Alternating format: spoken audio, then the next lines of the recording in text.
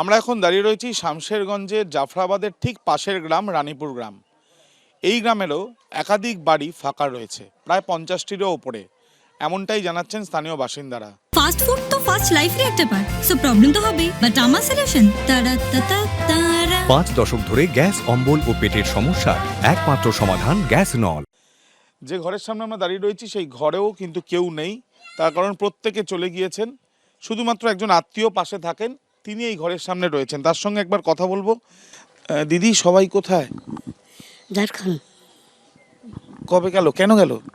ওই যে অত্যাচারের জন্য খুব অত্যাচার করছিল, তার ছেলে মেয়েগুলা বাচ্চাগুলো এমনি এমনি বাচ্চা খুব কানাকাটি করছিল, দিয়ে গেছে। কতটা ভয় পেয়ে গেছিলেন আপনারা? ভয় পেয়ে গেছিল। আপনি তখন এখানেই ছিলেন যখন গন্ডগোল হচ্ছে? হ্যাঁ, এখানে ছিলাম, এখানে।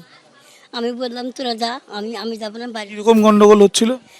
ওই যে সব মারামারি দেখেছে, এবারে বড় বড় হাইসা আর তার ওয়ালে চলে এসছে। পরিস্থিতি একদম দুর্ঘণ্টা, 4-5 ঘন্টা ধরে তাণ্ডব চালিয়ে গেছে ওরা। মুসলিমদের সব সাইডে যত ছিল ওরা তাণ্ডব চালিয়ে গেছে 4 ঘন্টা ধরে। একই রকম ঘর বাড়ি গাড়ি সব আগুন লাগিয়ে দিচ্ছে, তারপর লুটপাট করে নিয়ে চলে যাচ্ছে।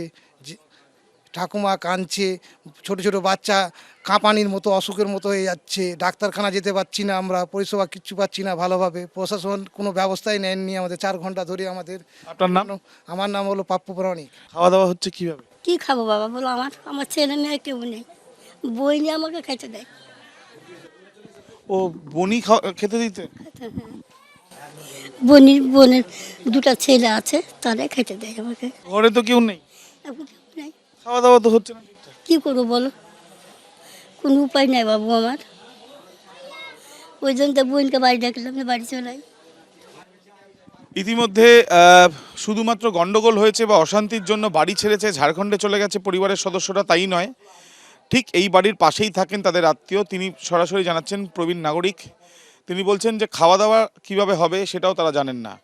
অর্থাৎ এই যে গন্ডগোলের রেশ শুরু হয়েছিল শুক্রবার থেকে, যত দিন যাচ্ছে আরও বেশি করে যারা মুখ খুলছেন তারা কিন্তু জানাচ্ছেন তাদের দুরবস্থার কথা। ক্যামেরায় শ্যামল জানার সাথে আবির দত্ত, এবিপি আনন্দ, শামশেরগঞ্জ।